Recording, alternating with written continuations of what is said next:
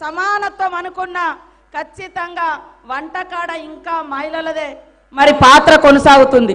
ఆ యొక్క బాధను అర్థం చేసుకున్నటువంటి సోనియమ్మ ప్రభుత్వం, ఇందిరమ్మ రాజ్యంలో మరి సీఎం రేవంత్ రెడ్డి గారు మహిళల యొక్క కన్నీళ్లు తుడవాలని 500కే గ్యాస్ సిలిండర్ ఇవ్వబోతున్నాము ఆల్రెడీ ప్రకటించినాం. మరి దాని మూలంగా కూడా మా అక్క చెల్లెళ్ళకి అందరికి కూడా ఎంతో ఊరటనిచ్చేటువంటి కార్యక్రమం. గతంలో బీఆర్ఎస్ ప్రభుత్వం పేదలు 2 బుగ్గలు ఒక ఫ్యాన్ ఉంటే 100,000 రూపాయలు కరెంటు బిల్లులు కట్టేది. కానీ ఈరోజు 200 యూనిట్ల కరెంటు తోటి మీకు అందరికీ దాదాపుగా ఉచితంగా కరెంటు వస్తుందా లేదా, జీరో బిల్ వస్తుంది, కరెంటు భారం ఉండదు. అదే విధంగా ప్రతి ఒక్కరికి ఆత్మగౌరవం ఆశ్రయాన్ని ఇచ్చేది గూడు.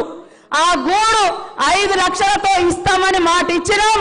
ఆ మాట నిలబెట్టుకుంటాం శ్రీరామచంద్రుని గారి యొక్క ఆలయంలో మీ అందరి సన్నిధిలో అని కూడా ఈ సందర్భంగా తెలియజేస్తూ, మా అక్కలు అన్నలు పెద్దలు ప్రజలందరి యొక్క దీవెనలు ఇందిరమ్మ పాలన మీద మరి ఉండాలని కోరుకుంటూ, ప్రజా సంక్షేమమే ధ్యేయంగా ప్రజలను ఆర్థికంగా ఇబ్బందులు లేకుండా ఆ భారాన్ని కాంగ్రెస్ ప్రభుత్వం మోస్తూ ప్రజలకు అన్ని రకాల అనుకూలమైనటువంటి సౌకర్యాలు కల్పించడమే ధ్యేయంగా పనిచేస్తున్నటువంటి మరి కాంగ్రెస్ ప్రభుత్వానికి మీ అందరి అండదండగా దీవెనలు ఉండాలని మా అక్కలను, మా అన్నలను, చెల్లెలను, పెద్దలను అందరినీ కోరుకుంటూ సెలవు తీసుకుంటా ఉన్నాను. అందరికీ నమస్కారాలు.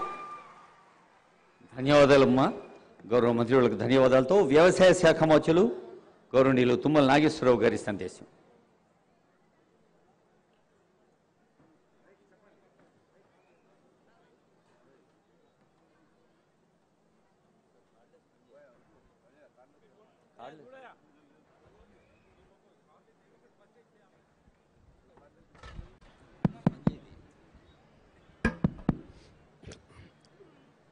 గౌరవనీయులు, ఈనాటి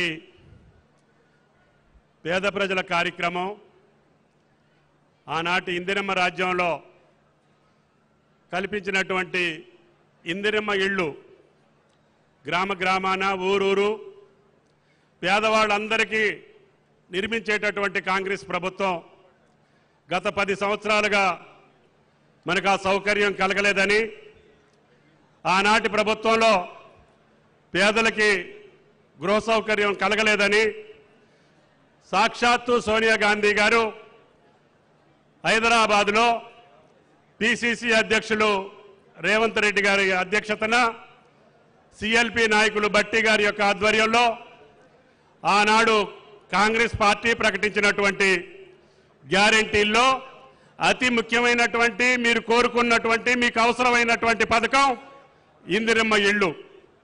అది సాక్షాత్తు భద్రాద్రి రాముని చెంతలోనే మీకు కల్పించాలనే సదుద్దేశంతో ఈరోజు రాష్ట్ర ముఖ్యమంత్రి సాక్షాత్తు ఆనాడు మాటిచ్చినటువంటి రేవంత్ రెడ్డి గారే ఈనాడు యాదాద్రి నరసింహస్వామిని దర్శించుకొని భద్రాద్రి రాముని చెంతన ఇందిరమ్మ ఇళ్ల పథకానికి శ్రీకారం చుట్టడానికి వచ్చారు. అది ఈ ప్రభుత్వం యొక్క లక్ష్యం అని చెప్పి మీకు ఈ సందర్భంగా మనం చేస్తున్నాం. భద్రాద్రి చరిత్ర, ఆ రాముని దయ వల్ల నాకు అనేక సంవత్సరాలుగా అనుబంధం ఉంది.